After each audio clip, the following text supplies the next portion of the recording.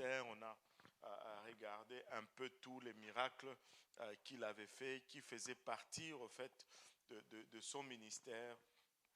Et il a... Oh oh. Aïe, aïe, aïe, aïe, maman Tilbé. C'est bon, mamie. Ça arrive même à Pastor Graham. Anyway, donc c'est correct. Alléluia. On avait commencé à parler de tous les miracles que le Seigneur Jésus-Christ avait fait. Mais et ces miracles étaient vraiment les, c'était annoncé et il les a tout accomplis. Je me rappelle euh, d'un moment où le Seigneur, on lui a posé la question quant à savoir, Jean-Baptiste envoie ses fidèles. Je pense que je devais avancer un peu ici. Jean-Baptiste envoie ses fidèles et pour demander si c'était lui le Messie ou s'il devait attendre un autre. Et, et la réponse du Seigneur était que, ben, il y a encore 2 chaises là-bas. Hein, vous pouvez vous asseoir là-bas, maman. Alléluia. Et la réponse du Seigneur était que ben, les aveugles voient, les sourds entendent, et la bonne nouvelle est prêchée, et aller dire cela à Jean. Donc c'était un peu l'indication. Au fait, le Seigneur est retourné dans la parole pour confirmer qui il était, ce qu'il était en train de faire. Et il a établi là un précédent très important, c'est-à-dire toujours retourner à la parole pour confirmer ce qui arrive, ce qui se passe, ou ce qu'on fait, ou ce qu'on doit faire, ou ce qu'on demande, ou ce qu'on ne demande pas. Parce qu'il y a beaucoup trop de connaissances spirituelles maintenant. Et ça fait peur. Je ne sais pas pour vous, mais nous ne connaissons pas le spirituel. L'homme naturel n'est pas familier avec le spirituel. La seule façon de discerner le spirituel, c'est par rapport à la parole de Dieu. Tu ne peux pas juste te lancer avec des idées ou des concepts. Non, il faut aller selon la parole de Dieu. Quand ce n'est pas selon la parole de Dieu, ce n'est pas bon et c'est très dangereux. Parce que le diable est maître dans l'art de la séduction ou dans l'art de la contrefaçon. Alléluia. Et donc, il a pointé à tous, les aveugles ont vu, les boiteux ont marché, les lépreux ont été guéris durant son ministère, les sourds ont entendu et les morts sont ressuscités. Et vous savez, et nous, des fois, ça c'est... euh, des fois, nous pouvons nous demander, mais pourquoi est-ce qu'on ne voit pas autant de miracles qu'il y en a dans la Bible? Qu'est-ce qui est... Si vous vous êtes déjà posé cette question? Honnêtement, oui. Voilà, c'est bon. Au moins 2 personnes, enfin, moi aussi. 3 personnes. Ben, je ne pense pas que dans le quotidien des apôtres, c'était à chaque jour, il y avait un miracle. Parce que quand nous lisons, par exemple, l'évangile de Jean, c'est une histoire qui s'est déroulée sur 3 ans et demi. Alors, si tu prends tous ces miracles, tu les étales sur 3 ans et demi, ben, tu n'as pas un miracle tous les jours. Là. Allô? Si on écrivait l'histoire de Saint-Laurent et que quelqu'un la lisait 10 ans plus tard, il va avoir l'impression qu'il y avait un miracle à chaque jour. On a déjà eu de morts ressuscités, on a déjà eu des boiteux qui marchent, on a déjà eu des sourds qui entendent. Je n'ai pas encore, je ne pense pas qu'on a déjà eu des aveugles qui voient, mais on a déjà eu des malades guéris instantanément. Et on a eu de bras cassés guéris instantanément. On a eu des sidatiques qui sont guéris. On a eu des stériles qui ont enfanté. Mais ok, si tu veux faire une synthèse, tu vas voir que waouh, c'est pas mal intense. Ça ressemble au livre des Actes. Le livre des Actes, c'est 60 ans d'histoire qui est condensé dans 28 chapitres. Alors tu as l'impression que c'était à chaque fois que Paul ouvrait la bouche, boum. Euh, parce que toi, tu l'as lu peut-être dans une semaine et tu as l'impression que tout cela est arrivé dans la semaine que tu as lu. Non, non, c'était pas comme ça là. Euh, en tout cas, je ne sais pas pour vous, mais même humainement parlant, tu ne peux pas tenir un tel rythme. Allô? Tu ne peux pas tenir un tel rythme. Et donc, ces choses doivent arriver, ces choses doivent être là, mais ces choses ne sont pas, doivent accompagner la prédication de la parole de Dieu, mais ne doivent pas précéder la prédication de la parole de Dieu. Maintenant, ça c'est une de mes chartes préférées, cette partie-ci. Quand Jésus enseigne sur la nouvelle naissance. À cet endroit, c'est la place où le Seigneur a été le plus proche possible de prêcher l'évangile. Et c'est une histoire extraordinaire qui nous enseigne beaucoup. Ça nous enseigne sur le fait que la religion ne sauve pas et tu peux être religieux mais être vide à l'intérieur de toi. Ça nous enseigne que la sincérité est très, très importante. Ce n'est pas une question de position, c'est une question de sincérité. Nicodème était un chef des Juifs. Il était haut placé dans le Sanhédrin. Et, et si tu comprends Israël de l'époque, c'était le plus haut niveau du pouvoir qu'il y avait en Israël parce que tout découlait du temple. Tout était fait à partir du temple. On va lire Jean chapitre 3, versets 1 à 7, et puis on va décortiquer cela par la suite. La Bible dit,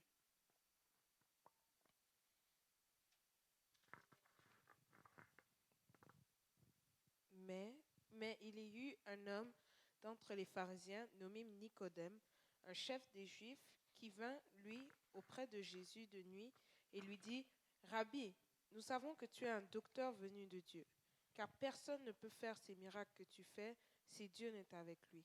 Jésus lui répondit, en vérité, je te le dis, si un homme ne naît de nouveau, il ne peut voir le royaume de Dieu.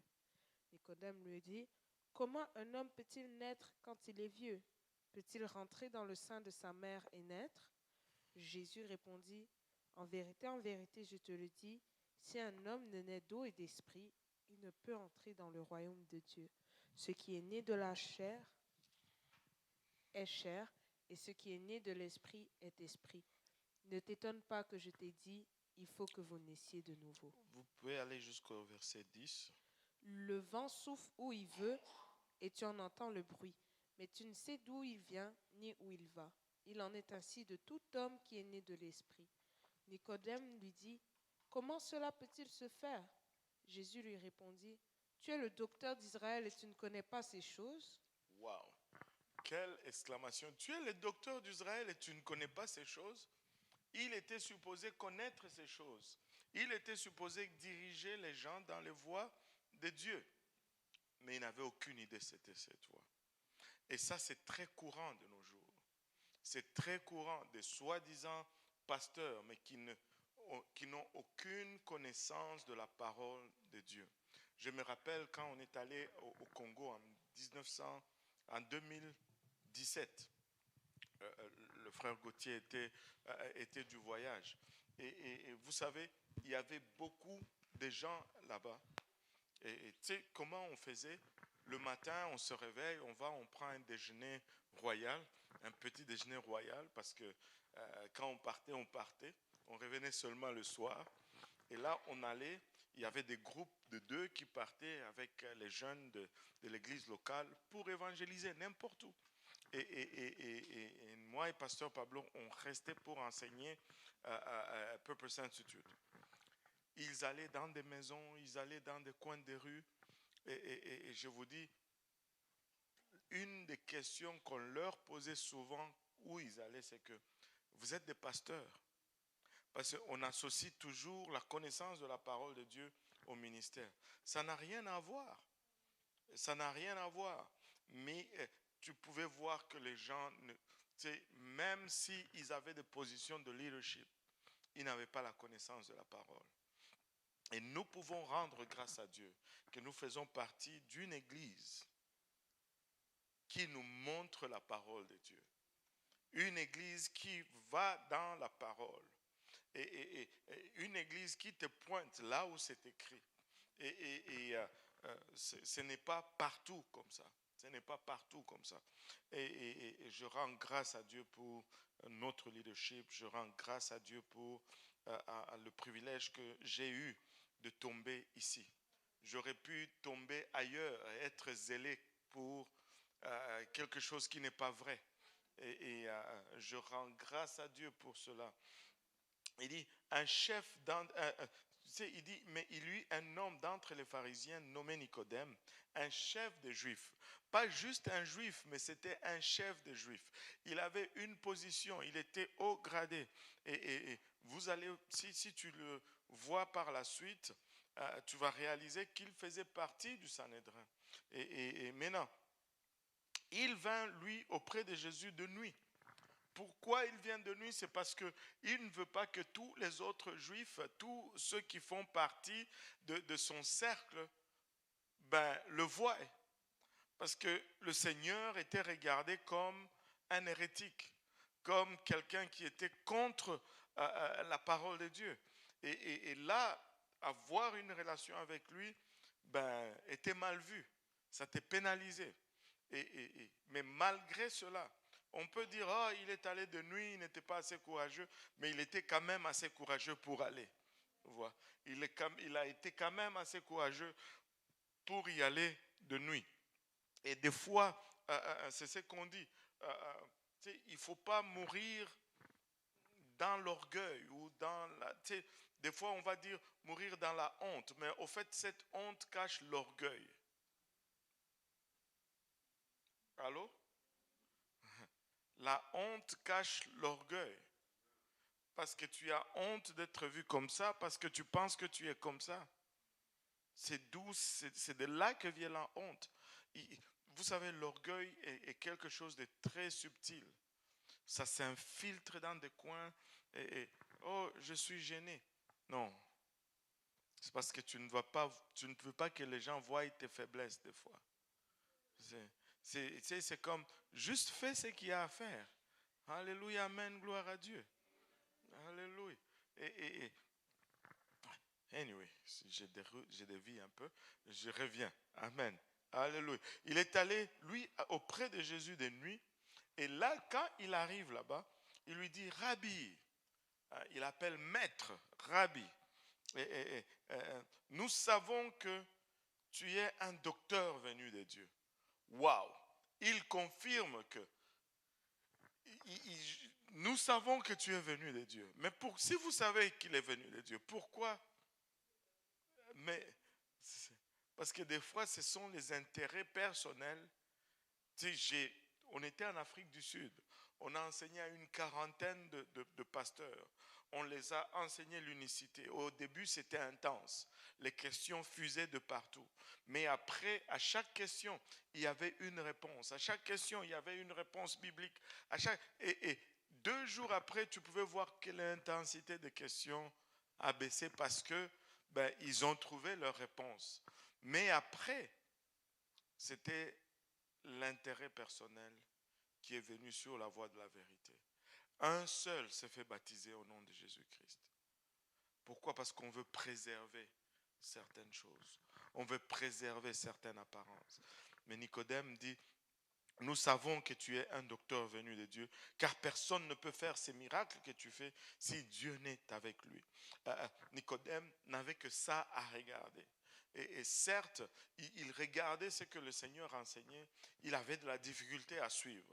Mais quand il voyait ce que le Seigneur exécutait, il dit, je ne peux pas renier ce qu'il... Et là, il est venu de nuit pour avoir un éclaircissement. Et son discours va dans le sens de élever le Seigneur, reconnaître le Seigneur. Moi, personne n'est jamais venu me voir, ni de jour ni de nuit, pour me dire, nous savons que tu es vraiment de Dieu, car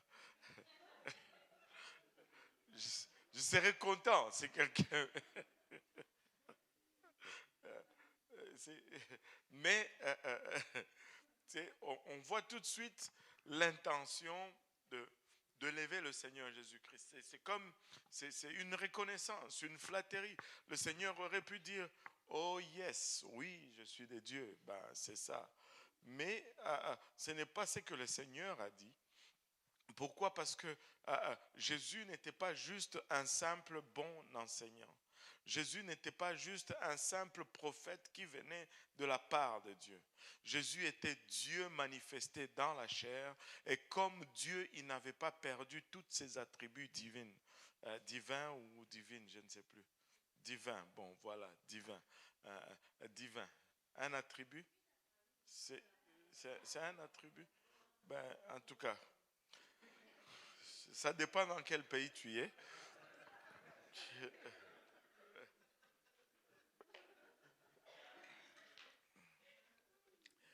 Un attribut, une attribut, bon. Finalement, c'est attribut, ok? C'est attribut. Il ne peut pas perdre tout attribut qui vient de Dieu. Alléluia. Et là, tu sais, il était Dieu. Parce qu'il était Dieu, il pouvait lire les pensées de Nicodème. Il savait ce qui était dans le cœur de Nicodème. Nicodème n'a pas pris ce risque pour juste lui dire combien il était bon. Allô? Il a pris ce risque parce qu'il cherchait quelque chose. Il a hypothéqué son rang social, il a hypothéqué son prestige, il a hypothéqué peut-être le source des revenus pour toute sa famille. Et ce n'était pas juste pour dire, ok, je sais que tu viens de Dieu. Il y avait quelque chose qu'il recherchait.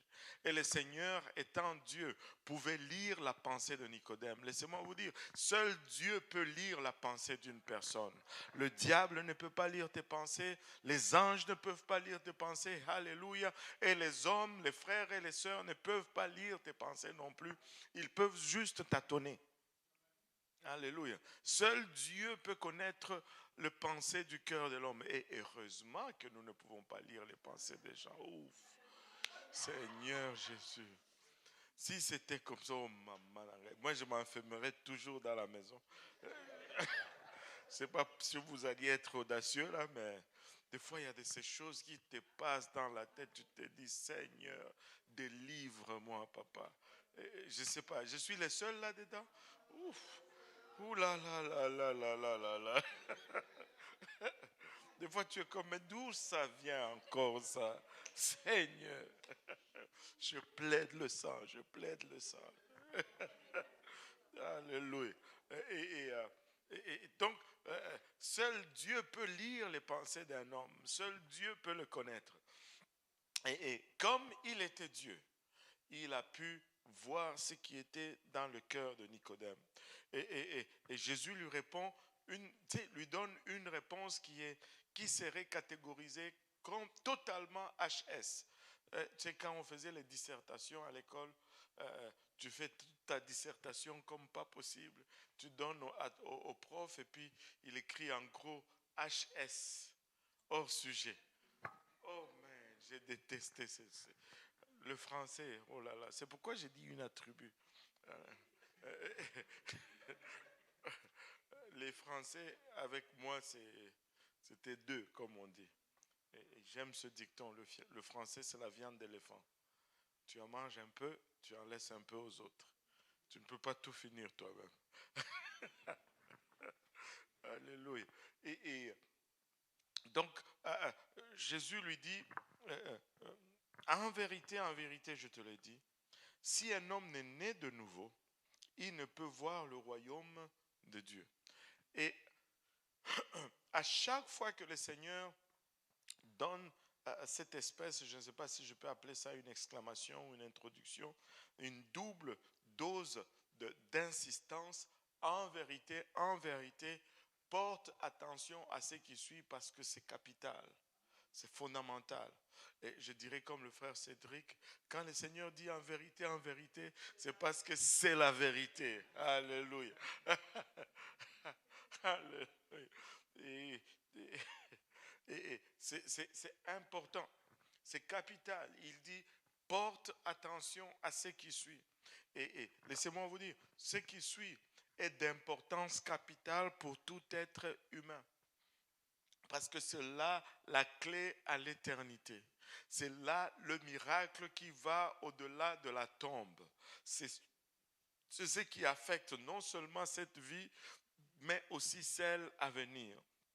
Il dit, regardez, il dit, si un homme ne naît de nouveau, il utilise le terme nouvelle naissance, il ne peut voir le royaume de Dieu.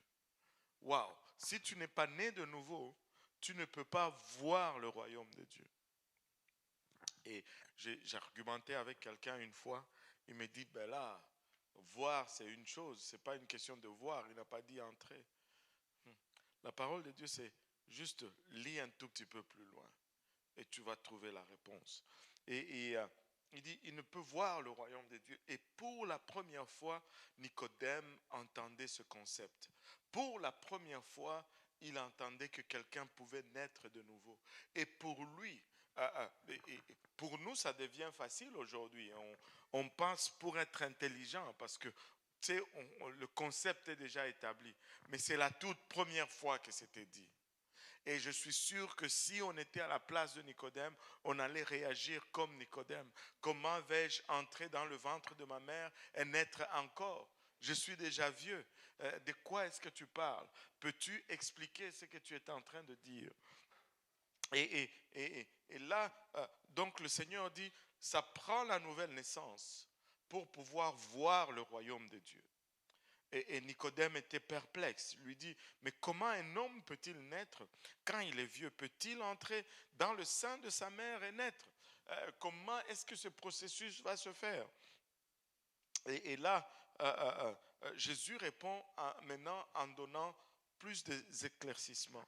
Les détails qui sont donnés dans le chapitre, plutôt le verset 5, c'est la même réponse que le chapitre 3. Jésus n'est pas en train de donner une autre façon de naître de nouveau. Il est en train d'expliquer ce qu'il a dit au verset 3. Il nous donne plus de détails pour une meilleure compréhension. Et donc Jésus répondit, en vérité, encore une fois je te le dis, si un homme ne naît d'eau et d'esprit, naître de nouveau égale à naître d'eau et d'esprit. Et il ne peut entrer, donc voir égale à entrer dans le royaume de Dieu. Donc quand il dit voir, c'était juste un euphémisme pour entrer dans le royaume de Dieu. Vous savez, je ne sais pas pourquoi les gens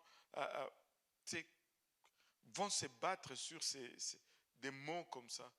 Le Seigneur lui-même, plutôt Paul nous dit, nous serons transformés comme lui, nous serons comme lui parce que nous allons le voir tel qu'il est. Pour le voir, il faut qu'on soit comme lui. Et si on est comme lui, alors là, on peut entrer là où il est. Et c'est pourquoi voir le royaume devient interchangeable avec entrer dans le royaume. Et ici, la naissance d'eau et d'esprit, c'est maintenant. Et il y en a qui sont intelligents, qui essayent d'expliquer ceci. Il dit que la naissance d'eau, c'est la parole de Dieu. Parce que la Bible nous dit, tu as purifié ton église par ta parole. Donc l'eau ici, c'est la parole. Bon, moi je dis toujours, si l'eau ici, c'est la parole, alors l'esprit ici, c'est quoi? Parce que tu ne peux pas faire dans une phrase Tu commences avec la typologie et puis tu finis avec la réalité. Ça ne marche pas. Ou bien c'est typologie, ou bien c'est réel, réel. Allô? Donc, si l'eau c'est la parole, ben l'esprit c'est quoi? Mais laissez-moi vous suggérer plutôt ceci. L'eau c'est l'eau et l'esprit c'est l'esprit. Et naître d'eau, c'est tout simplement le baptême d'eau. Et naître de l'esprit, c'est tout simplement le baptême de l'esprit. Et ce qui est logique, simple, mais des fois, quand c'est trop simple, ce n'est pas, c'est pas acceptable. Il faut que ça soit compliqué pour que nous passions un peu, pour être un peu plus intelligents. Mais Dieu a choisi les choses folles du monde pour confondre les sages. Quand on était en Afrique du Sud, on était avec un frère des États-Unis. Il est le surintendant de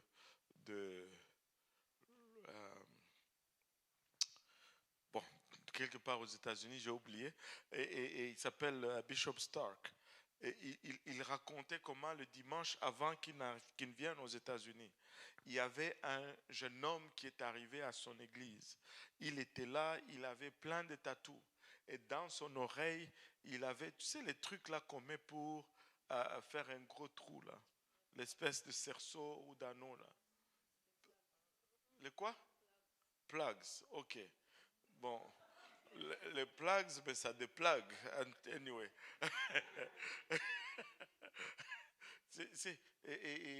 Il avait, il dit qu'il avait ces plugs dans les oreilles. Et là, tu sais, il était là, après le service, à l'appel à l'hôtel, il était debout dans le fond de l'église. Un des jeunes de l'église est allé le voir et a commencé à lui parler. Lui dit, ben regarde, Dieu t'aime et Dieu veut pardonner tes péchés. Il dit, non, je ne pense pas. J'ai fait tellement de choses, je ne pense pas. Il dit, ouais, Dieu t'aime et il veut te pardonner le péché. Il dit, ben alors comment est-ce que comment ça se fait ça, ce pardon-là? Il dit, ben, tu te répands de tes péchés, on prie ensemble, tu demandes pardon, et puis tu vas te faire baptiser pour le pardon de tes péchés, et Dieu te remplit de ton esprit. Il dit, non, c'est trop simple, je ne crois pas. Il a dit, c'est trop facile.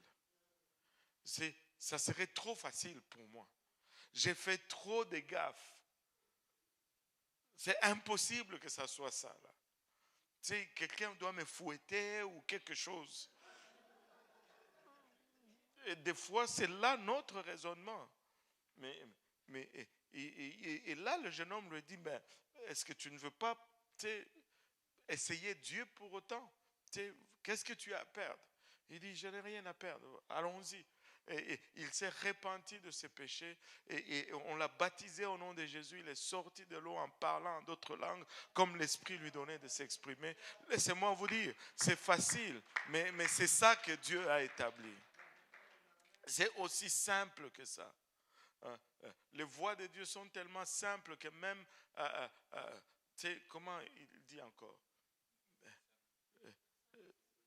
Les simples ne vont pas s'y égarer.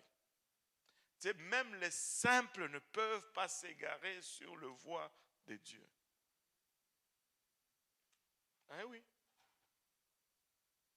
Même celui qui n'a pas toute sa tête, il ne va pas s'égarer sur les voies de Dieu.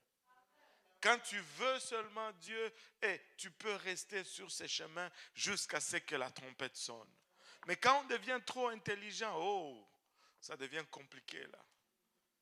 Il faut que je fasse ceci, il faut que... Non. Il faut que tu fasses ce que la parole de Dieu demande. Et il faut que tu naisses d'eau et d'esprit. Et pour certains, c'est trop simple. Mais laissez-moi vous dire, c'est ça la beauté de l'évangile. C'est ça. Et bon, moi, encore une fois, ça c'est moi. Pardonnez-moi. Des fois, je m'égare. Des fois, il se passe des choses dans ma tête. Je trouve ça étrange que les mêmes personnes qui disent, oh, ça c'est trop simple. Mais quand tu leur parles de la sanctification, oh non, ça c'est trop compliqué. Mais c'est quoi qui est quoi? Anyway, laissons ça pour un autre jour. Jésus lui répondit, en vérité, je te l'ai dit, si un homme n'est né d'eau et d'esprit, il ne peut entrer dans le royaume de Dieu. Ce qui est né de la chair est chair, ce qui est né de l'esprit est esprit. Et là, il va nous donner une clé ici, parce que naître d'eau, c'est facile, c'est facilement vérifiable. Mais naître de l'esprit, comment on vérifie cela? Et le Seigneur a pris le temps de nous montrer comment vérifier si quelqu'un est né de l'esprit. Naître d'eau, si tu es trempé dans l'eau, tu vas être mouillé. On les voit quand quelqu'un se fait baptiser, on le voit, bon, il vient d'être baptisé parce que il est tout mouillé. Et il sort de l'eau, l'eau coule partout, et il fait des dégâts dans la petite chambre là, et voilà. Et il est baptisé d'eau. Ses vêtements sont mouillés, il est trempé dans l'eau, on l'observe. Mais être né de l'esprit, maintenant, comment est-ce que je vérifie ou je confirme que quelqu'un est né de l'esprit? Et l'Église doit être capable de confirmer que, waouh, telle personne est née de l'esprit, telle personne est née de nouveau. Tu dis, je priais avec lui, est-ce qu'il a reçu le Saint-Esprit? Ah, je ne sais pas. Comment tu ne sais pas? C'est comme si tu dis à une mère, tu as été enceinte, oui. Est-ce que tu as accouché? Ah, je ne sais pas.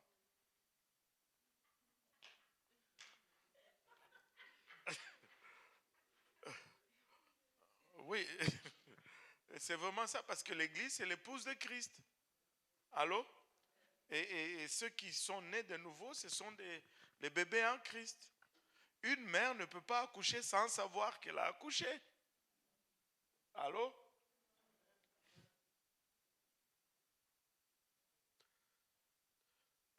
Et Dieu a fait de sorte que tu saches quand quelqu'un est né de nouveau. Parce que tu es la mère. Oh, maman, bon. Il dit, ce qui est né de la chair est chair, et ce qui est né de l'esprit est esprit. Il dit, ne t'étonne pas que je t'ai dit, il faut que vous naissiez de nouveau. Maintenant, regardez le verset 8. Oh, j'aime ce verset 8. Il dit, le vent souffle où il veut, et tu en entends le bruit. Alléluia. Que tout le monde dise, tu en entends le bruit. Mais tu ne sais d'où il vient, ni où il va. Il dit, il en est ainsi de certains hommes qui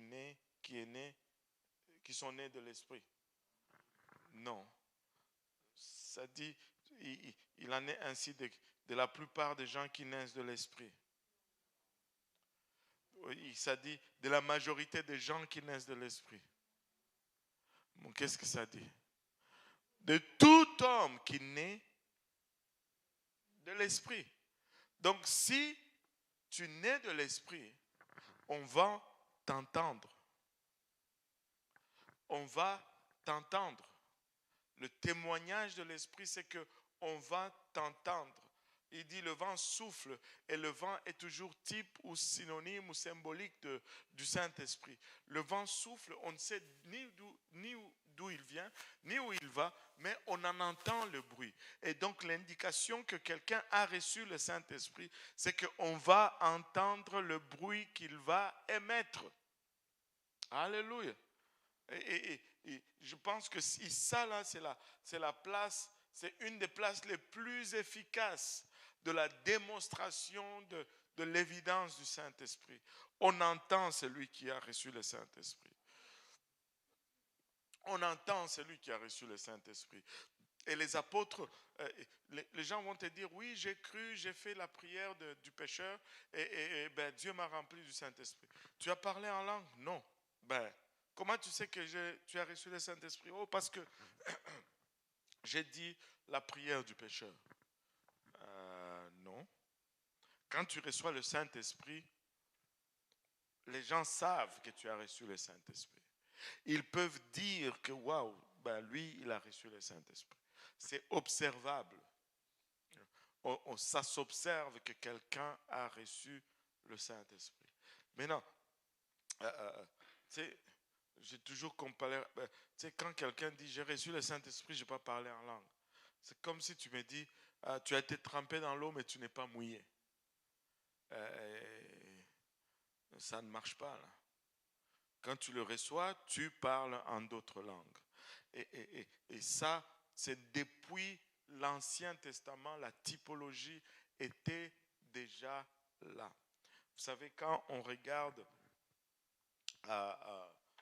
on avait vu on va reculer un peu, on avait vu le plan du tabernacle. Vous rappelez-vous du plan du tabernacle? Et on avait parlé de, de, de, de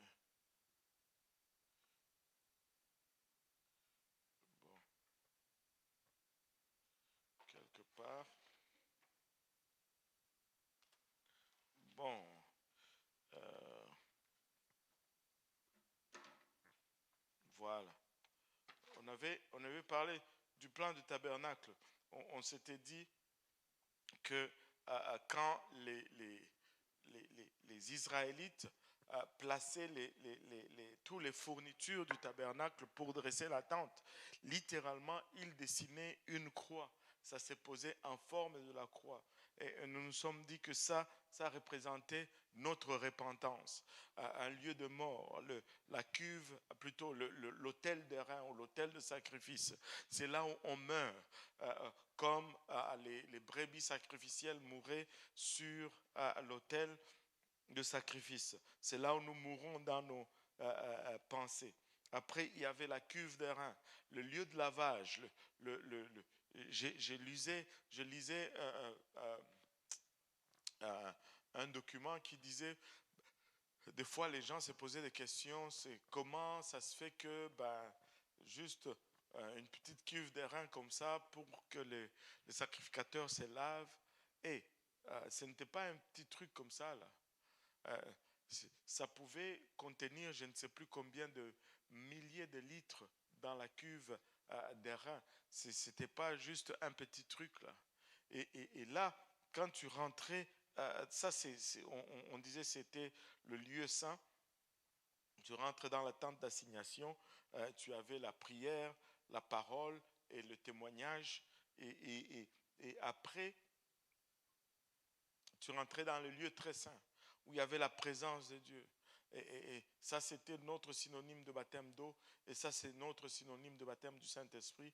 Après que tu aies été baptisé d'eau, tu pries, tu adores, tu reçois le Saint-Esprit. C'était le type du baptême du Saint-Esprit. Dans le lieu très saint, c'est là où la présence de Dieu demeurait. Et comme quand tu reçois le Saint-Esprit, c'est la présence de Dieu qui vient habiter en toi. Et donc, dans l'Ancien Testament, une seule personne, un seul sacrificateur, qu'on appelait le souverain sacrificateur, avait le droit d'entrer dans la tente d'assignation. Entre la tente d'assignation, plutôt entre le Saint des Saints et le lieu très saint, il y avait un voile tellement épais qu'il était indéchirable. Ça prenait 7 taureaux d'un côté, 7 taureaux de l'autre, et ça ne se déchirait pas. Alors que les taureaux tiraient dans les deux sens. Les taureaux, c'est un des animaux les plus puissants. C'est pourquoi on l'utilise pour labourer, là, parce que quand il tire, il tire. Et 7 ne pouvaient pas, donc 14 taureaux ne pouvaient pas déchirer le voile. Et maintenant, le souverain sacrificateur y entrait une fois par année. Et c'était le jour de l'expiation, le jour où il offrait le sang pour le pardon des péchés de tout Israël.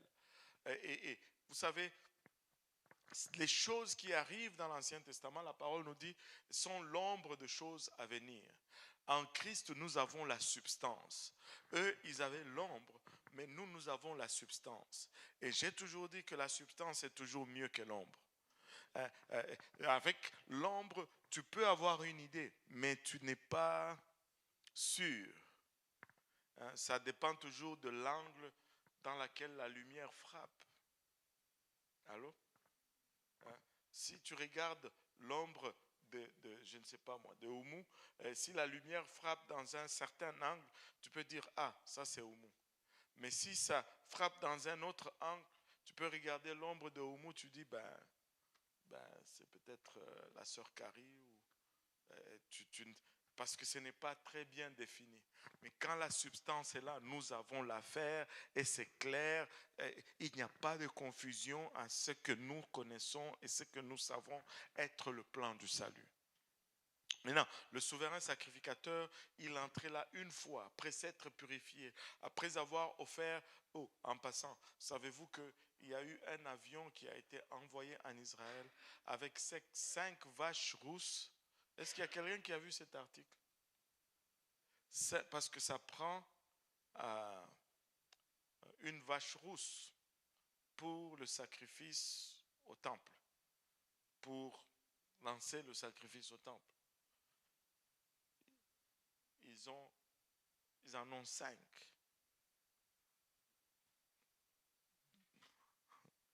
Il faut prier. Il faut être prêt là. Il ne faut plus niaiser. Hein?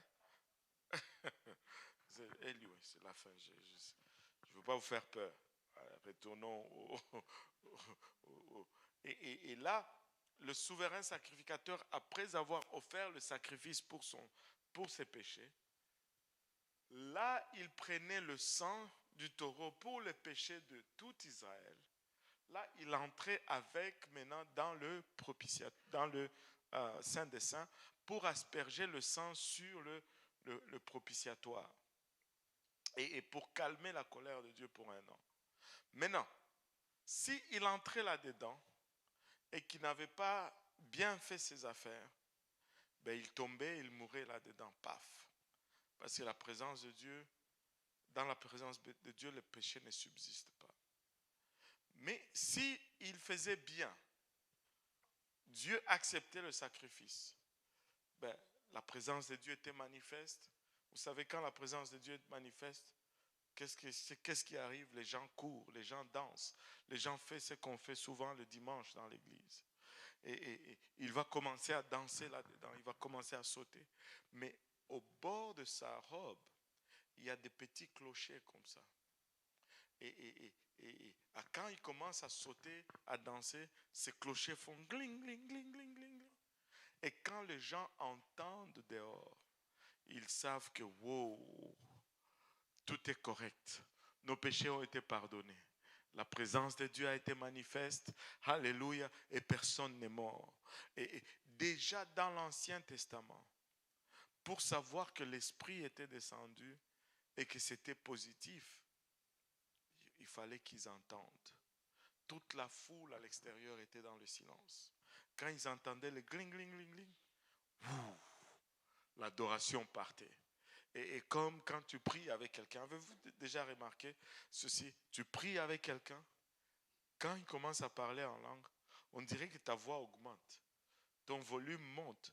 Tu deviens excité. Et c'est le sentiment le plus proche que tu peux avoir de lorsque tu as reçu toi-même le Saint-Esprit. Ça te rafraîchit, ça déborde un peu sur toi.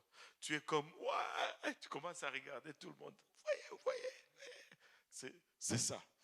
C'est le Saint-Esprit. Et donc, il y a toujours un témoignage audible quand quelqu'un reçoit le Saint-Esprit. On l'entend. On va l'entendre. Et il dit, le vent souffle où il veut et tu en entends le bruit. Mais tu ne sais d'où il vient, ni où il va. Il en est ainsi de tout homme qui est né de l'Esprit. Waouh! Et là, Nicodème se dit, mais comment est-ce que cela peut se faire? N'importe qui dans une église pentecôtiste devait être capable de répondre à cette question de Nicodème aujourd'hui. Répands-toi, fais-toi baptiser au nom de Jésus pour le pardon de tes péchés et tu recevras le don du Saint-Esprit. C'est comme ça que ça se fait, Nicodème. Et c'est pourquoi, alléluia, nous devons prêcher cette bonne nouvelle ou cet évangile chaque jour. Chaque jour, nous devons la prêcher. Quand tu as l'opportunité de prêcher, prêche l'évangile. Ne passe pas à côté de l'évangile. Tu dois mentionner l'évangile. Là, voilà. Wow. donc Nicodème est allé de nuit et le Seigneur lui a dit littéralement comment il pouvait naître de l'Esprit. Maintenant, qui peut recevoir le Saint-Esprit? Il y en a certains qui disent, c'est pas pour tout le monde, c'est seulement pour ceux qui sont illuminés. Je ne sais pas pour vous, mais je n'aime pas trop ce terme-là. Parce que illuminé, ça fait trop spooky, comme on dit en anglais. Ça fait trop Illuminati. Nous sommes juste éclairés par la parole de Dieu. Alléluia. Amen. Alléluia. Donc, là, le Seigneur lui donne exactement. Mais maintenant, c'est pour qui le Saint-Esprit? Est-ce que le Seigneur dit dans verset 8 qu'il en est ainsi de tout homme qui naît de l'Esprit? Maintenant, est-ce que tout homme peut-il naître de l'Esprit? Est-ce que ce verset est-il suffisant pour appuyer que tout homme peut naître de l'Esprit? Non, parce qu'il dit, il en est ainsi de tous ceux qui naissent de l'Esprit. Mais comment est-ce qu'on se qualifie pour naître de l'Esprit? Il nous le donne dans Jean 7, 37 à 39. La Bible dit,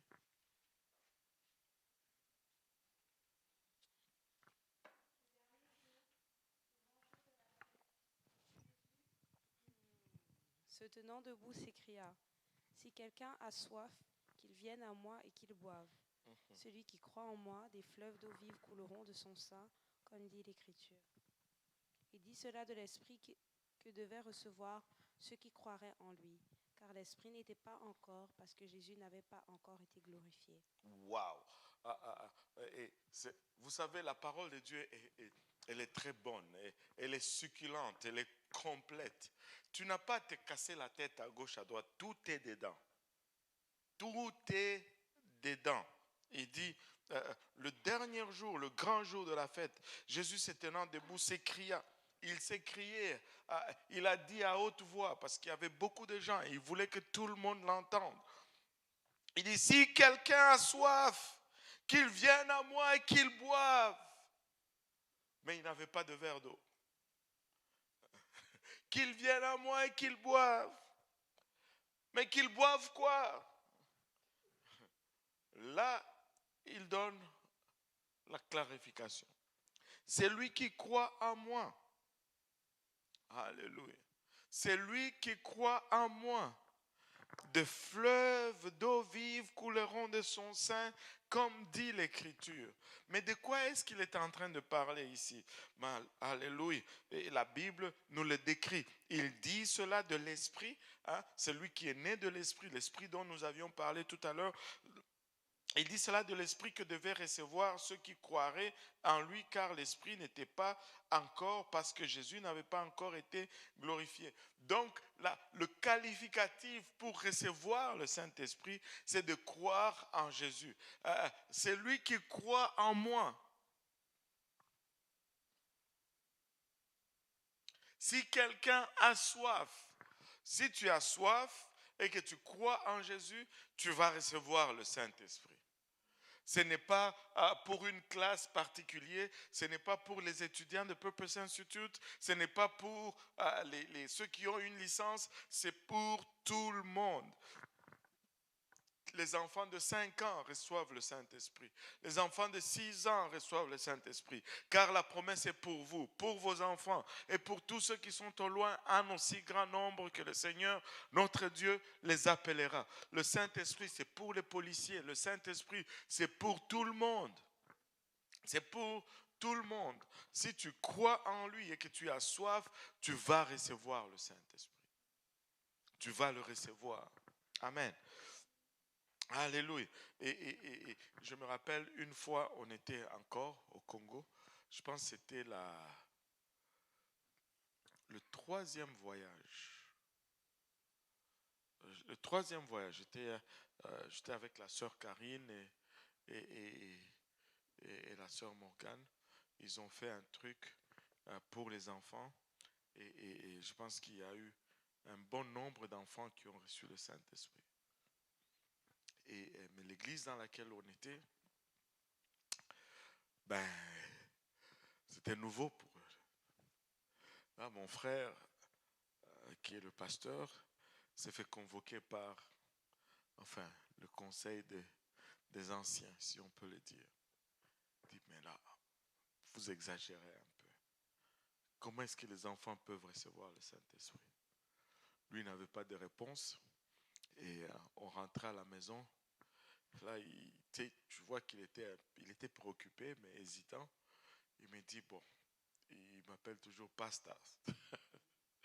pas les spaghettis, mais bon. Il dit, pasta. Je pense qu'on a un problème. J'ai dit, ok, quel problème? Il dit, bon, les enfants qui ont reçu le Saint-Esprit, bon, j'ai été convoqué, on me dit, mais ce n'est pas biblique. Maintenant, qu'est-ce que je dois leur dire? Parce que là, moi, je ne sais pas vraiment. Tu sais, quand on te présente un problème, c'est toujours comme, wow, c'est un problème. Mais des fois, c'est tellement simple. Tu sais, c'est comme si l'écriture a résonné dans ma tête. Acte 2, 38. Car la promesse est pour vous, pour vos enfants. Et quand je lui ai dit ça, tu pouvais voir comment il était content. On était sur la route, il avait littéralement envie de commencer à danser. Il dit, ça c'est bon ça c'est bon ça. Attends, demain on va se voir. Tu sais, c'est bon d'avoir des gens qui ont soif de la vérité. Et tu sais, c'est noir sur blanc. Mais des fois, tu veux chercher loin. Car la promesse est pour vous, pour vos enfants. Et il faut prier pour que nos enfants reçoivent le Saint-Esprit. Il faut prier pour que nos enfants reçoivent le Saint-Esprit. Ce n'est pas trop tôt pour prier pour nos enfants. Le frère Lyndon Gore m'a dit qu'il avait reçu le Saint-Esprit à 6 ans. À 6 ans, il a reçu le Saint-Esprit. Les gens pensent souvent que si tu reçois le Saint-Esprit trop tôt, tu ne sais pas c'est quoi, tu vas rétrograder, blablabla. Il y en a qui le reçoivent à 40 ans, ils rétrogradent quand même. Ça n'a rien à voir avec l'âge. Tu sais, ça dépend tout simplement de comment tu vis, c'est pas que si tu l'as reçu tôt. Non, ça n'a rien à voir. Au contraire, ceux qui le reçoivent tôt et qui marchent droit, écoute, ils ont ce privilège d'éviter des choses qu'ils n'ont pas besoin. Ils n'ont pas besoin. Ils arrivent devant Dieu, leur vase est vide et il n'y a pas beaucoup de choses à pardonner ou à oublier. Et Dieu va pardonner, Dieu va oublier. Mais il reste souvent des cicatrices que le diable va venir rappeler de temps en temps. Regarde, si tu n'as pas trempé, marche droit, tu ne manques rien. Tu ne manques rien. Je me rappelle une fois, certaines filles de l'église disaient, nous, on est nés dans l'église, on ne va pas avoir un témoignage. Il y a tel qui dit, Dieu m'a délivré de l'alcool, tel Dieu m'a délivré de la drogue. Moi, je n'ai rien à dire. Tu as beaucoup à dire. Dieu m'a préservé de l'alcool. Dieu m'a préservé de la drogue. Je n'ai pas touché à cela. C'est un témoignage plus puissant. C'est un témoignage plus puissant. Tu n'as pas besoin de... Regarde. Ça ne marche pas. Garde-toi droit, marche droit, sers Dieu avec ta pureté, ton intégrité, et laisse Dieu utiliser cela. Tu n'as pas goûté au mal pour savoir la bonté de Dieu. Allô? Alléluia. Tu n'en as pas besoin. Tu n'en as pas besoin.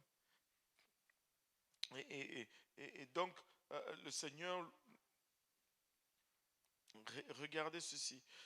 Il dit cela de l'Esprit que devaient recevoir ceux qui croiraient en lui, car l'Esprit n'était pas encore, parce que Jésus n'avait pas encore été glorifié. Il n'avait pas encore été glorifié. Mais de quelle glorification parle-t-on ici? Ça veut dire tout simplement, il n'avait pas encore été crucifié. Il n'avait pas encore été mis dans la tombe, il n'était pas encore mort et ressuscité. Et tu sais, nous aimons la gloire, mais nous ne savons pas vraiment c'est quoi. Dans le royaume, ça signifie beaucoup de souffrance, beaucoup de douleur. Tu sais, on le regarde du point de vue mondain. Non, non, non. On doit le regarder du point de vue biblique. Sa souffrance était sa glorification. Et nous évitons toujours les souffrances. En tout cas, moi j'évite les souffrances. Je fais tout pour éviter les souffrances. Mais des fois, sans souffrance, il n'y a pas ministère. On ne peut pas, il ne faut pas provoquer les souffrances. Il y a des souffrances qui sont juste les résultats de nos stupidités. Là. Tu fais des stupidités, tu souffres, tu dis, ah, moi je souffre pour Dieu. Non, non, non. Ça ne produit rien en fait. Ça ne produit rien. Mais il y a de ces choses qui vont nous arriver parce que nous avons marché droit devant Dieu et que nous subissons des choses, ça va produire quelque chose. Ça va produire la gloire de Dieu. Amen. Ça va produire la gloire de Dieu. Voilà pour aujourd'hui. Je ne veux pas aller plus loin parce que là, on tombe dans les paraboles. Si j'entre dans les paraboles, on va rester ici jusqu'à 9h30. Est-ce qu'on entre dans les paraboles? Vous êtes game? Yeah. Personne n'ose dire non. Parce qu'il va passer pour un rétrograde. Non, on peut dire non, c'est légitime. Hein? On garde ça pour dans 2 semaines. Alléluia. Alléluia. Soyez honnêtes. Je commence à enseigner ici, vous vous fâchez tous contre moi. Ah, ce pasteur-là, il a été trop long. Alléluia. Est-ce qu'il y a des questions par rapport à ce qu'on a partagé aujourd'hui? Même Michael n'a pas de questions. Mince. Tout est correct pour sœur Jacqueline. Alléluia.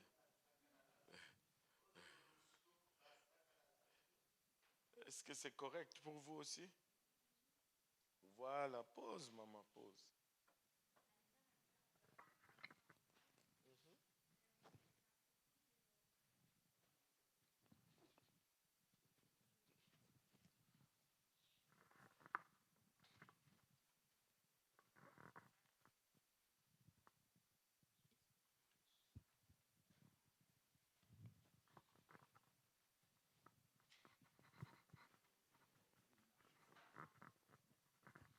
C'est à propos de Jean 3, le naître d'eau et d'esprit.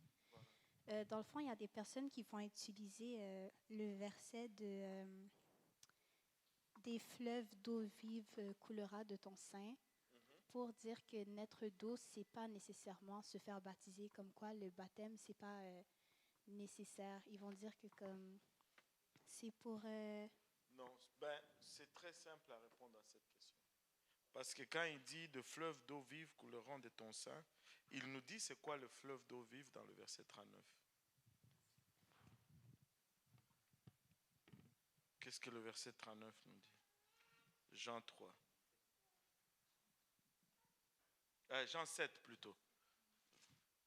Jean 7, 39 répond clairement à cette question. Et tu peux lire même 38 et 39. Celui qui croit en moi, des fleuves d'eau vive couleront de son sein, comme dit l'Écriture. Pause. Et là, ils te disent que ça, c'est le baptême d'eau. Parce que les fleuves d'eau vive coulent de leur sein. Mais c'est ça, non? Si j'ai bien compris la question. Bon, maintenant, tu n'as pas besoin d'être baptisé d'eau.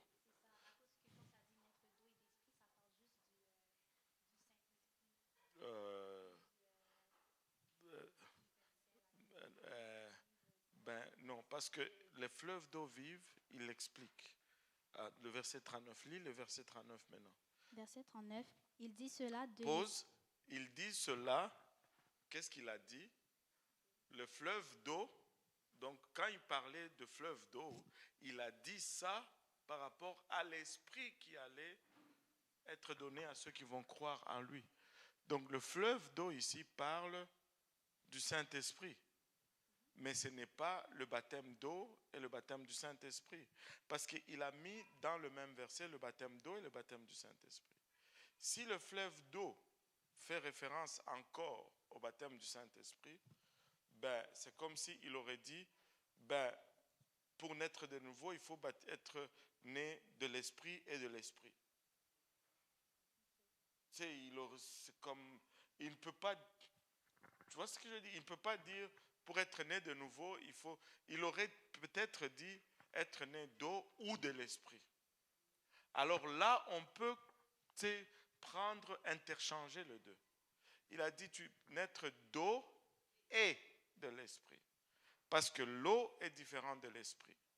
Mais le Saint-Esprit, il ne faut pas maintenant se tromper parce que le Saint-Esprit, tantôt, on s'y réfère comme le vent, tantôt, on s'y réfère comme le feu, tantôt, on s'y réfère comme l'eau, tantôt, on s'y réfère comme l'huile. Mais c'est l'Esprit, tu vois. Mais tu ne peux pas confondre les deux. Parce que quand il dit tu naîtras des fleuves d'eau, il spécifie en disant que quand je dis ça, je parle du Saint-Esprit. Tu vois. Alléluia.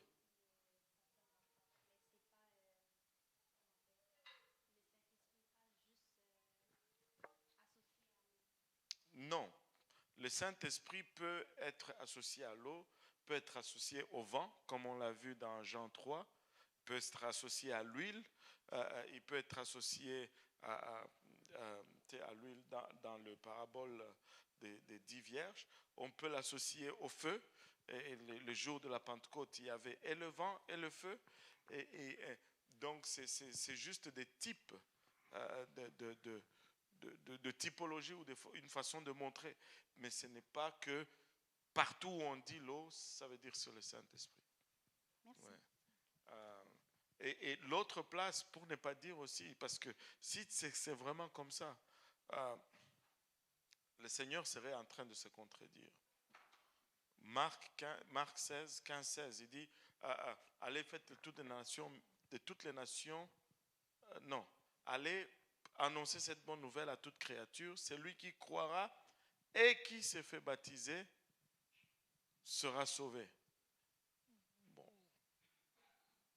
tu vois, on ne peut pas dire qu'on n'a plus besoin du baptême d'eau.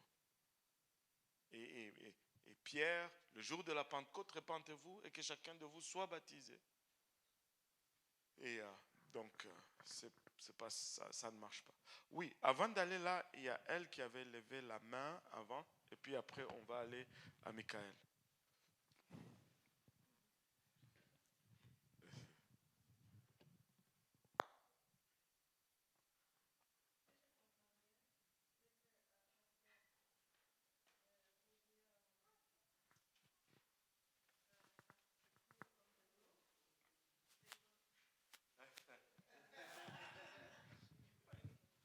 OK. C'est l'expression pour dire, quand il dit ça se coule comme de l'eau, c'est pour dire que le Saint-Esprit, quand ça va venir sur toi, ça va venir comme quand tu ouvres une faucette. Ça va couler comme de l'eau. Mais je pense que parce qu'il y a des gens que les raisons pourquoi ils vont dire oh c'est le baptême parce que il y a des gens qui leur compréhension sont pas là, ils vont penser que oh ça dit l'eau,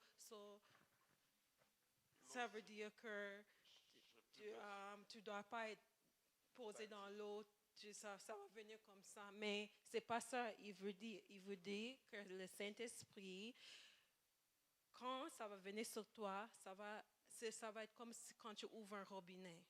Ça va couler comme ça. C'est comme ça va sortir.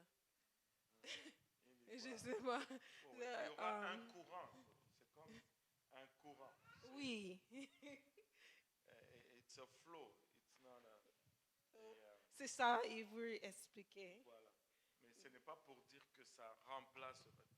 Ça, ce n'est pas une bonne théologie, là, remplacer le baptême. Oui, Michael. Pourquoi il faisait le sacrifice une fois par an si, on va dire, comme Job, lui, il sacrifiait, genre, je pense que lui-même, il sacrifiait pour plusieurs personnes. Donc, pourquoi chaque personne n'était pas, genre, responsable pour son propre sacrifice? Oui, chaque personne était responsable pour son propre sacrifice. Il pouvait le faire comme au temps où il trouve convenable. Il pouvait amener son sacrifice et voir un sacrificateur et faire le sacrifice. Mais il y avait un jour désigné, ce n'était pas pour prier pour une personne, c'était pour prier pour toute la nation. Et cela ne remplace pas les choses que tu dois faire pour toi-même, tu vois. Et c'est comme on a un temps de prière collectif, mais on doit avoir aussi un temps de prière personnel. Le temps de prière personnel ne remplace pas le temps de prière collectif. Et le temps de prière collectif ne remplace pas, tu ne peux pas faire un puis ignorer l'autre. Mais tu as besoin des deux pour être équilibré. En ce temps-là, Dieu demandait qu'il y ait un jour où on offrait un sacrifice pour toute la nation. Parce qu'il y a des choses qui étaient regardées vis-à-vis d'eux par rapport, il y a de ces choses qui leur concernaient, qui regardaient toute la nation par rapport à ce qu'ils auraient fait vis-à-vis de Dieu, par exemple. Quand ils refusent d'entrer dans la terre promise, ce n'est pas un péché qu'on va attribuer individuellement à chacun, c'est un péché qu'on va régler pour toute la nation parce que toute la nation a commis le péché. C'est dans ce sens-là que il y avait un jour pour cela. Mais ça ne t'empêchait pas, toi, si tu voulais le faire à ton temps, quand tu sentais que là j'ai accumulé beaucoup, tu amènes ton sacrifice. C'est pourquoi au temple, ça travaillait tous les jours. Ça travaillait tous les jours. Il y avait beaucoup d'animaux qui étaient sacrifiés. Et certains disent même que ça va être une des raisons pour laquelle on va entrer en guerre avec Israël. Parce qu'il y aura les sociétés protecteurs des animaux. Quand Israël va recommencer les sacrifices, il y aura beaucoup d'animaux qui vont être tués là-bas. Et comme il y a plein d'écolos de nos jours, là, ça va pas... ils vont se lever, ils vont dire non. Bon, c'est une théorie. On ne dit pas que c'est une vérité biblique, mais c'est une des théories qui flotte là. Parce que tu pouvais amener ton sacrifice quand tu pouvais. Oui. Michael est déchaîné maintenant. Là, c'est fini, c'est parti. Est-ce que tu pouvais sacrifier toi-même ou tu as besoin d'une autre personne? Parce qu'on va dire, si le temps que tu vas au temple, je sais pas, t'es mal pris, là on va dire que tu meurs, est-ce que tu vas en enfer? Ça, c'est seul Dieu qui sait. C'est ça, c'est les questions comme, ok, si je voulais me faire baptiser, mais en route je meurs, est-ce que je vais en enfer? Bon, il y a tellement de choses, on ne peut pas réduire le salut à un point. Tu vois? C'est ce que je dis aux gens. Quelqu'un, si on lui disait, va te faire baptiser, il ne voulait pas. Et après 34 ans, puis le jour qu'il y va, il meurt. On va juste prendre ce jour-là et puis on oublie tous les autres jours. Tu sais, il ne mourrait pas, mais qui n'allait pas à l'église. Tu sais, c'est comme, on ne peut pas, ça ce n'est plus à nous de décider, parce que de toute façon, on ne sait pas. Même, tu sais, nous tous qui venons ici, peut-être qu'il y en aura qui vont aller en enfer. Qui sait? mais Dieu ne nous demande pas de dire toi tu vas en enfer ou toi tu vas au ciel. Mais Dieu nous demande de prêcher comment aller au ciel. Et puis les gens vont faire leur choix. Et puis lui va décider qui l'a bien fait, qui ne l'a pas bien fait. C'est pourquoi il dit ne jugez pas.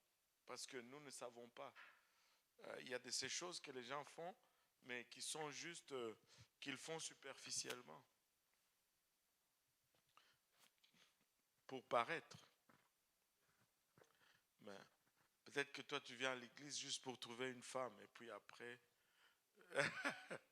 je te taquine. Et tu sais, j'ai vu des gens qui se sont fait jusqu'à se faire baptiser. Juste pour une fille.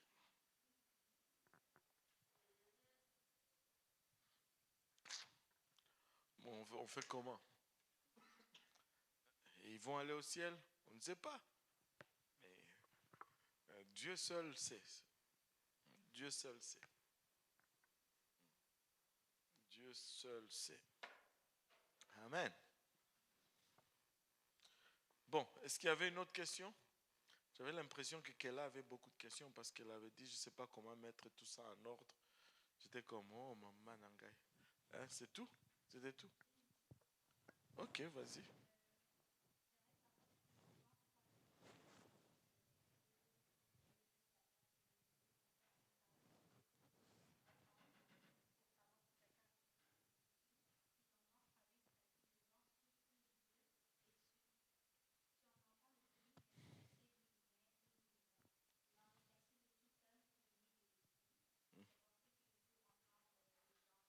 Mhm.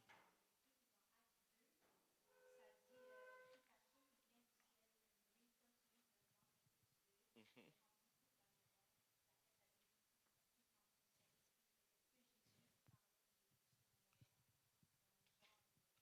Ouais, non seulement de ce moment-là, mais de tout moment qui allait suivre. Parce que ce qui est clé encore dans Acte 2, parce que la Bible nous dit, ils se mirent à parler en d'autres langues, comme l'Esprit leur donnait de s'exprimer.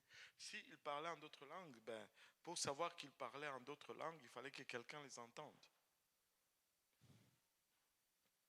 Donc non seulement le bruit du vent impétueux, moi je pense que ça c'était un signe extérieur qui est relié à Luc, quand Jésus leur dit, Jésus souffle sur eux et il dit recevez le Saint-Esprit. C'est pour eux. euh, Jésus souffle sur eux et dit recevez le Saint-Esprit. Ben, ils n'ont pas reçu le Saint-Esprit là, sinon ils n'allaient pas être en train de l'attendre dans Acte 2, dans Acte 2. Et il leur montrait un peu qu'est-ce qu'ils vont observer lorsqu'ils vont recevoir le Saint-Esprit. Il souffle sur eux. Recevez le Saint-Esprit. Et le jour de la Pentecôte, ils ont entendu.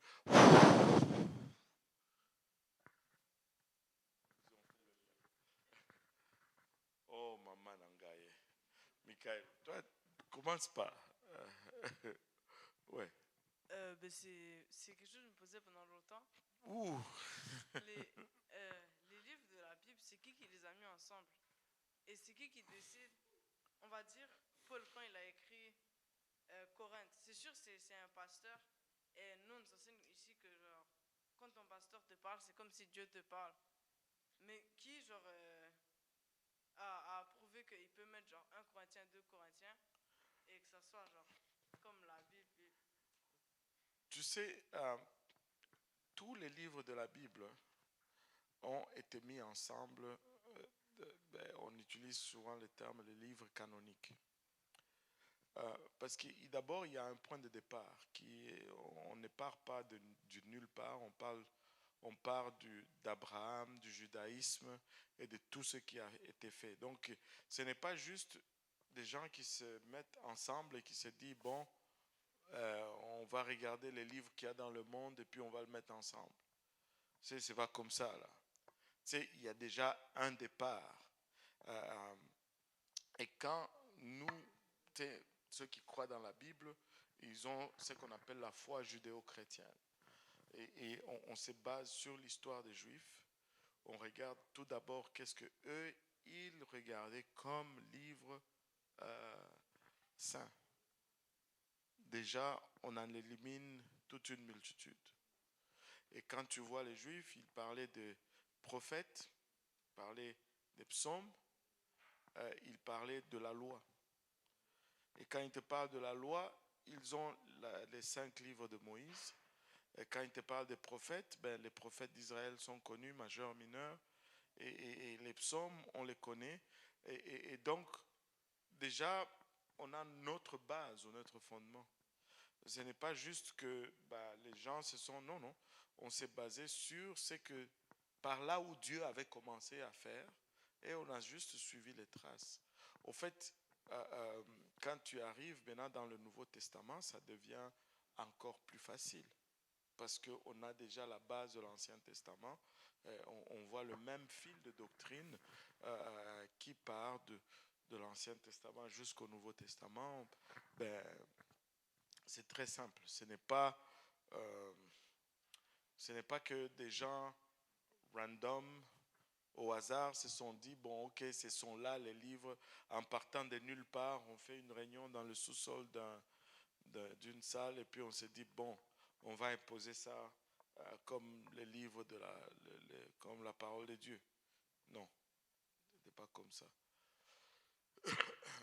Donc, si tu veux savoir c'est qui, je n'ai pas de nom, mais il y a un fil qui est suivi et qu'on retrouve et l'efficacité de cela même, tu sais, aujourd'hui, c'est que honnêtement parlant, entre toi et moi, il n'y a pas un livre comme celui-ci. Parce que il n'y a pas un livre qui a, juste par ça, il n'y a pas un livre qui a été attaqué comme celui-ci, mais qui a résisté à toutes ces attaques.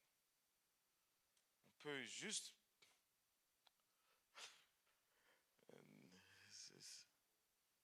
Oui, oui, oui. Je voulais juste ajouter par rapport à ça aussi que Jésus a approuvé les livres de l'Ancien Testament. Parce que quand il est venu, il les a cités pendant qu'il enseignait. Et donc, ce qui est de l'Ancien Testament, il a approuvé. Et le Nouveau Testament, ça a été écrit par des gens qui ont été des témoins oculaires de Jésus, qui ont marché avec lui, ou bien qui ont marché avec ceux qui ont marché avec lui. Donc, on a l'approbation du Seigneur Jésus déjà pour ces livres-là que nous sommes en train d'étudier. C'est ça. Donc, ce n'est pas juste, tu sais, comme le pasteur dit, juste qu'on a sélectionné comme ça. Là. Ça a été approuvé par Jésus lui-même. Ça, c'est un fait. Les seuls qui n'ont pas, on dit, été témoins oculaires du Seigneur Jésus seraient, le seul, serait Paul et Luc. Mais les deux, Paul a vu le Seigneur. Il a parlé face à face avec lui. Et Luc le dit clairement dans les débuts de sa lettre qu'après avoir fait des investigations, il rapporte des faits avec précision. Tu sais, c'est quand même assez clair. C'est quand même assez clair. La Bible, il n'y a pas de livre comme la Bible. Il n'y en a pas. C'est tellement puissant la Bible. C'est comme un homme ne peut pas. Tu sais, quand tu commences à lire la Bible, à l'étudier, la pensée humaine ne peut pas produire un tel synchronisme. C'est impossible. C'est impossible. La pensée humaine ne peut pas. Tu ne peux pas y arriver. Il y a trop de détails qui sont donnés, ça et là, dans différents livres qui semblent être des détails au hasard. Mais ça devient ploup, le point qui confirme que, oula, c'est plus qu'un homme ici. Là. C'est plus qu'un homme. C'est pas un homme. Impossible. Un homme ne peut pas produire ça. Si c'était un homme, ça allait être compliqué. Il faut monter les escaliers à genoux. Il faut se flageller. Ça allait être des choses comme ça, je te dis. Alléluia. Ok. Hein. Voilà les questions en ligne des fois là. Bon, vas-y, shoot. Est-ce que l'obéissance à l'évangile est une garantie pour le salut? Non, l'obéissance à l'évangile n'est pas une garantie pour le salut, mais l'obéissance à l'évangile est indispensable pour le salut. Parce que le salut n'est pas quelque chose de ponctuel. Le salut, c'est quelque chose d'élastique, de continu. Tu commences à être sauvé par le moyen de l'évangile, mais tu n'as pas fini. Donc, on ne peut pas s'en passer, mais on ne peut pas s'arrêter juste à l'obéissance de l'évangile. C'est comme avoir un bébé qui sort juste du ventre de sa mère, mais puis qui ne grandit plus. Ça ne marche pas. La maman va être très inquiète. L'évangile, c'est juste la naissance. L'obéissance à l'évangile, le Seigneur dit la nouvelle naissance. Mais le Seigneur s'attend à ce que tu grandisses. Et c'est pourquoi il dit rechercher la paix et la sanctification avec tous, sans laquelle nul ne verra le Seigneur. Au fait, le salut, ce n'est pas comme le buffet chinois, où tu vas, tu dis, je veux prendre le poulet, mais le brocoli, je ne veux pas prendre. Non, non, non, non. Il faut tout prendre. Il faut tout prendre. Tu ne choisis pas, tu prends tout. Tu commences par la foi, tu enchaînes avec la repentance, tu continues avec l'obéissance à l'évangile, et puis tu continues avec la sanctification. Et attends un peu, je vais te montrer quelque chose. Et c'est en ligne, hein? Ok. Mais bon, comme c'est toi qui as lu la question. Regarde, lis un peu Jean chapitre 15.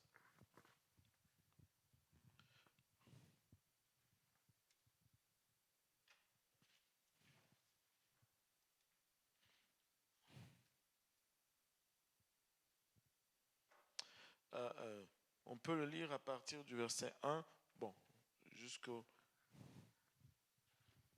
verset 6. Je suis le cep et mon père est le vigneron. Tout sarment qui naît en moi et qui ne porte pas de fruits, il le retranche, et tout sarment qui ne porte de fruits, il émonde afin qu'il porte encore plus de fruits. Déjà, vous êtes purs à cause de la parole que je vous ai annoncée. Demeurez en moi et je demeurerai en vous.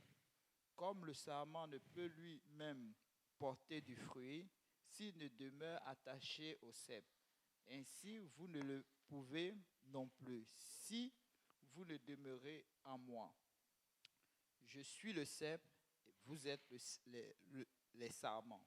Celui qui demeure en moi et en qui je demeure porte beaucoup de fruits, car sans moi, vous ne pouvez rien.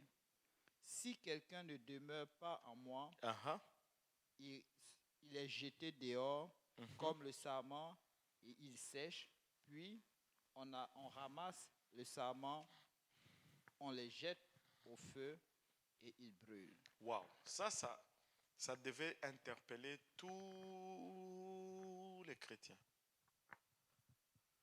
Non seulement il faut être attaché au cep, non seulement il faut obéir à l'évangile, mais il faut porter du fruit. Si tu ne portes pas du fruit, il te coupe, on te jette au dehors, et là, pendant que tu es au dehors, tu sèches, et puis après que tu es séché, tu finis où? Dans le feu. Ça ne ressemble pas au ciel du tout, ça. Ça ressemble plutôt à l'enfer. Donc, certes, l'obéissance à l'évangile est essentielle au salut, mais l'obéissance à l'évangile n'est pas l'intégralité du salut. Après l'obéissance à l'évangile, il y a bien sûr la sanctification et la reproduction. Nous devons reproduire, nous devons produire des fruits, nous devons nous sanctifier. Oui, oh man, Michael là, a été inspiré maintenant. Oh là là. C'est juste pour savoir, les fruits, ça signifie quoi? Il y a plusieurs aspects du fruit vraiment. Euh, on peut parler du fruit de l'esprit, on peut parler des âmes qu'on gagne, mais principalement ici, je pense que ça parle plus des âmes que juste de fruits de l'esprit. C'est-à-dire, je suis sauvé, mais je ne m'arrête pas juste à moi à être sauvé. Et je partage l'évangile et je sais que c'est l'appel de tout le monde de partager l'évangile. Oui, Dashlyn. La question te trotte. Trop de tête dans la tête. Aïe, aïe, aïe, aïe, aïe, cette question n'est pas gentille. Pourquoi elle trotte dans la tête comme ça? Genre, il y a beaucoup de pasteurs genre, Oh, maman Nangaye. qui Ouais. disent ça, genre même les pasteurs invités qui viennent, ils disent que quand on tombe, on se relève à chaque fois. Mais genre, je voudrais savoir s'il y a genre une limite à ça. Genre, on peut tomber, puis se relever, mais genre, si on fait ça, genre, tout le restant de notre vie, genre, il n'y a pas un, genre, pas conséquence, mais à la fin, ça va pas, genre, nous évoluer, si je peux dire ça comme ça. Ouais. Et la meilleure façon de répondre à cela, c'est peut-être de dire ceci. On ne veut pas dire à quelqu'un qui est à terre là, ok, là pour toi là c'est fini, reste là. Tu vois ce que je veux dire? Ce n'est pas qu'on est en train de te dire, ok, tu peux tomber quand tu veux et tu vas te relever. Non, ce n'est pas ça le message qu'on veut transmettre. Parce que c'est la volonté de Dieu que nul ne périsse. Tu vois, si tu as encore envie, ben, tu n'as rien à perdre à essayer de te relever, à essayer de marcher encore et à essayer de te saisir encore de la grâce de Dieu. Ce n'est pas vraiment une question de compter, on ne peut pas savoir exactement ce quand ou c'est à combien. C'est plutôt dans ton attitude que va se trouver le problème. Tu sais, il y en a qui peuvent tomber une fois, mais l'attitude n'est pas là, ça ne donne rien. Mais il y en a qui peuvent tomber 10 fois, mais et regarde, ils se relèvent et ils se repentent. Et puis, tu sais, je vais vous raconter une histoire qui va, tu sais, maintenant, on ne peut pas prendre des cas, on ne peut pas vivre selon les cas. On doit vivre selon la parole de Dieu. Mais on va tomber dans l'erreur quand on veut faire des cas notre façon de faire. Tu vois. C'est peut-être pourquoi c'est pas peut-être bon que je vous raconte cet exemple. Ce qu'il faut savoir, c'est que on ne veut pas que la personne reste à terre. On va lui dire, écoute, relève-toi. Essaye encore une fois. Et je pense que c'est la meilleure approche qu'il y a et que de déterminer que bon, pour toi c'est fini. Du temps qu'il y a souffle de vie, ce n'est pas fini. Du temps qu'il y a souffle de vie, ce n'est pas fini. Mais il faut que la repentance soit sincère. Il faut que la repentance soit sincère. C'est pas que, ok, bon, ok, Seigneur, je suis tombé, là, à la prochaine. Non. Et puis tu planifies déjà l'autre vol demain. Non. C'est pas ça. Alléluia. Est-ce que ça te fait même mal quand tu tombes? Parce que tu tombes, tu prends plaisir dans ta chute. C'est sûr que tu ne vas pas te relever. Mais si tu tombes et que tu es là, oh là là. Tu sais, je vais donner. Tu sais, ok. Si, je peux quand même donner un exemple. Vous rappelez-vous quand on ne connaissait pas Dieu? Ok, vous allez me dire c'est sous le sang. Ok, je vais juste donner un exemple. Moi, je vais me rappeler quand. Je sais, tu mens à quelqu'un et tu es content. Lui là, il ne saura jamais. Je l'ai bien eu. Je l'ai bien badigeonné là. et puis tu pars. Mais aujourd'hui, tu sers Dieu. Tu es dans une situation de stress. Le mensonge sort de ta bouche. Et là, tu rentres chez toi, tu n'arrives même pas à dormir là. Tu faisais la même chose et puis tu rentrais à la maison, tu dormais bien comme il faut, tu étais même content. Mais là, c'est la même chose. Mais tu n'as plus cette même approche ou ces mêmes sentiments en toi. Pourquoi? Parce que tu n'es plus à la même place. Parce que tu as changé. Et c'est ça qui va faire que tu vas te relever, tu vois. Et c'est des choses comme ça. Et il faut se relever. Ne reste pas à terre. Relève-toi. Parce que l'issue, quand tu restes à terre, c'est pas bon. C'est pas bon. Tu ne veux pas souhaiter ça à quelqu'un. Tu veux qu'il se relève et que le Seigneur rentre au bon moment où il est en ordre avec Dieu. C'est ça. Ou qu'il meure lorsqu'il est en ordre avec Dieu. Amen. Alléluia. Là, il est déjà 21h12. Et si on se disait qu'il n'y a plus de questions? Oh, maman Langaye, sœur Solange. Aïe, aïe, aïe. Elle attendait seulement qu'on ose dire qu'on a fini. Bang! Elle nous lance sa question. Oui, tu peux lui donner le micro? Ça. Je m'excuse là. J'ai beaucoup hésité avant de poser la question, mais c'est une question qu'on m'a déjà posée au moins 2 fois. On m'a envoyé une vidéo sur WhatsApp, mais je ne donnais pas ça vraiment beaucoup d'importance parce que je ne voyais pas l'impact de cette affaire avec mon salut, tout ça. Bon, je ne sais pas d'où ça vient, je n'ai pas vraiment l'information. C'est pourquoi moi je ne suis pas sur WhatsApp. Hein? Ok, vas-y, je dérange. Quelqu'un était sérieux qui m'a posé, donc je voyais que ça l'a vraiment affecté. Ça peut même bouger son salut. C'est l'histoire qu'on raconte que Jésus était noir, c'est là. Je ne sais pas d'où ça vient. Et moi, avant, je disais, ça vient d'Afrique. S'il était noir, c'est bon. S'il n'était pas noir, moi, je ne vois pas. Ça n'affectait pas mon salut. Mais après, on me dit non, parce que que nous les croyants ou nous les noirs, normalement, nous, on est des Israélites. Et si on fait partie d'Israël, c'est-à-dire nous sommes sous la loi, alors qu'à l'église ici, on nous prêche que nous, on n'est plus sous la loi. Je dis, mais c'est quoi l'affaire après? Dit, parce que si nous, on est sous la loi, donc on devait respecter les sabbats. Bon, la personne était vraiment sérieuse, puis comme offensée, qu'on ne nous dit pas tout ce qu'on doit savoir. Ok. Ouais, je vais expliquer un peu, beaucoup.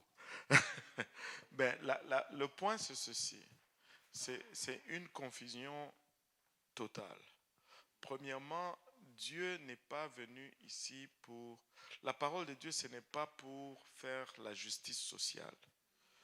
Noir, blanc, rouge, non, ça ne marche pas. Dieu n'établit pas une justice sociale. Que tu sois blanc, que tu sois noir, que tu sois israélite ou congolais, tous ont péché et sont privés de la gloire de Dieu.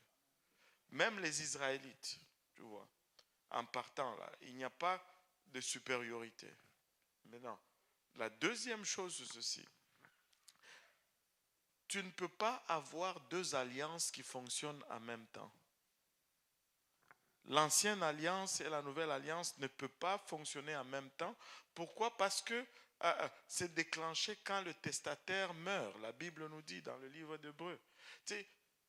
L'ancienne alliance n'est plus. Même pour les Israélites aujourd'hui. S'ils veulent être sauvés, les vrais Israélites que nous ne sommes pas, nous les Noirs, même eux, s'ils veulent être sauvés, c'est par Jésus qu'ils vont être sauvés. Personne ne peut offrir un sacrifice aujourd'hui et espérer atteindre la grâce de Dieu par le moyen de ce sacrifice. Si cela était possible, alors Jésus ne serait pas venu pour être ce sacrifice pour tout le monde. Tu vois. Maintenant, dans l'ancienne alliance, c'est Israël qui portait l'alliance. C'est Israël qui était porteur de l'alliance. Et toutes les nations devaient se rapporter à Israël pour parvenir au salut. Mais dans la nouvelle alliance, ce n'est plus Israël qui porte l'alliance, ce sont les nations qui portent l'alliance. Et les Israélites, s'ils veulent être sauvés, ils doivent se rapporter aux nations pour être sauvés. Donc, c'est une erreur qui est vraiment basée dans les approches de justice sociale. Il y a de ces gens qui sont perpétuellement offensés avec l'esclavage et toutes ces choses, et ils vont chercher la valorisation en faisant que tout le monde était noir dans le passé. Regardez, ça ne change rien pour nous. Notre destinée est entre nos mains. Et tu sais que, on te dit tout le monde était noir. Jésus était noir, Moïse était noir, Napoléon était noir, tous les Grecs étaient noirs. C'est comme il n'y avait que de noirs. Bon, moi je n'ai pas besoin que tel inventeur ait été noir pour être fier d'être noir. Je suis fier juste parce que je suis qui je suis et Dieu m'a créé. Je suis correct. Je n'ai pas besoin que dans l'histoire, quelqu'un ait fait quelque chose pour que je me sente valorisé là. Ce n'est pas de ces choses-là qu'on doit tirer notre valeur. Et c'est que nous devons vraiment nous attarder à regarder ce que la Bible dit vrai. Et si la Bible dit vrai, alors noir, ça ne change pas la doctrine. La doctrine n'est pas changée par la couleur de la peau. Pas du tout. Pas du tout. Ça serait une grave erreur que de se laisser affecter par cela, parce que même les Israélites eux-mêmes aujourd'hui doivent venir à Christ. Il n'y a pas de sacrifice aujourd'hui qui va nous faire entrer, mais c'est seulement lorsque l'Église va partir que les sacrifices vont recommencer pour faire la dernière semaine d'Israël selon la prophétie de Daniel. Mais d'ici là, la parole de Dieu nous dit, il n'y a ni juif ni grec. Et il n'y a ni gentil ni juif. Même que nous devions être contents. C'est comme, laissez-moi vous dire ceci. L'Église, c'est la chose la plus précieuse que Dieu n'ait fait. C'est de laisser l'Église pour revenir à Israël, c'est un downgrade comme pas possible là. On parle tout le temps, les sacrifices, la loi, c'est l'ombre des choses à venir. Tu ne veux pas retourner à l'ombre alors que tu as la substance. Ouais. Ça ne fait pas de sens. Non, nous sommes précieux, nous sommes le pouce de Christ, nous sommes l'Église, et peu importe ce qu'était la couleur de Jésus, ça n'a rien à voir. Et moi, je ne pense pas que Jésus était ni noir ni blanc. Il était un Méditerranéen, un genre... pardon? Ouais, un peu comme les Arabes.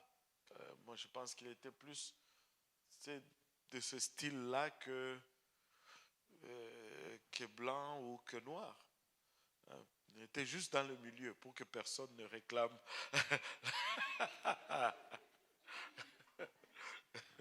et,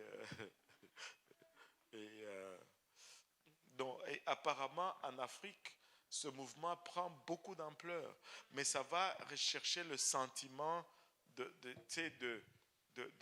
d'infériorité, ça va raviver toute la colère de la colonisation et de l'esclavage, mais ce n'est pas authentique. Ce n'est pas authentique. Ça n'a rien à voir. Et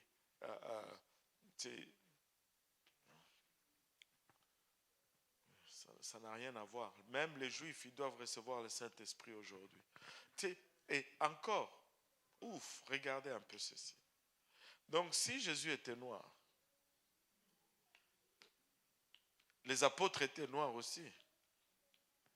Oui ou non? Oui. Donc, si Jésus était noir, les apôtres étaient noirs. Ils étaient tous dans la chambre haute, ils ont reçu le Saint-Esprit, tous des noirs. Ils ne se sont pas soustraits à une quelconque. Non, il y a tellement de façons que ça ne tient pas cette affaire-là. Hey, ça ne tient pas. Amen. Bon, là on peut dire qu'il n'y a plus de questions. Hein? Alléluia, amen, gloire à Dieu. Et donc, remercions un peu le Seigneur pour le moment que nous avons passé ensemble. Moi, je rends grâce à Dieu pour... Alléluia. Papa, merci pour ta grâce, merci pour ta miséricorde, Père. Merci pour le privilège de ta parole, ô Éternel. Privilège non mérité, Papa. Alléluia. Dans ta bonté, Papa, tu as étendu, Papa, ton bras, Papa, vers nous, Seigneur. Dans ta miséricorde, Papa, tu nous as tirés de la boue, Seigneur. Papa, aujourd'hui, tu nous fais goûter aux choses du royaume, Seigneur Jésus. Papa, nous te sommes infiniment redevables, Seigneur. Alléluia. Et nous bénissons ton saint nom ce soir. Nous magnifions ton saint nom, Papa. Ilabashata. Koromaya itaraba oloboyo sanda. Koroyo itaraba oloboyo sanda. Au nom de Jésus, au nom de Jésus, au nom de Jésus. Alléluia. Le doyen va prier pour nous conclure et pour le repas. Prions Dieu, Papa, nous te bénissons, nous te rendons grâce. Nous te disons merci encore une fois, Papa, pour l'occasion encore que tu nous as donnée, Seigneur, de venir devant toi, Seigneur. Nous te prions, éternel Papa, tout ce que nous avons entendu, Seigneur, que tu le scelles dans nos cœurs, Seigneur. Nous ne voulons pas prendre tout ceci pour acquis, Seigneur, mais nous voulons retourner devant toi, Seigneur, au pied de ta croix, Seigneur. Éternel Dieu de gloire, déposer tout ce qui est dans nos cœurs, Seigneur. Éternel Dieu de gloire, bénis et sanctifie la nourriture, bénis les mains qui l'ont fait, bénis aussi, éternel Dieu de gloire, les mains qui prendront part. Souviens-toi de ceux qui n'en ont pas, Seigneur, et que toute gloire te revienne. Merci, Seigneur. Que tout le peuple de Dieu dise au nom de Jésus.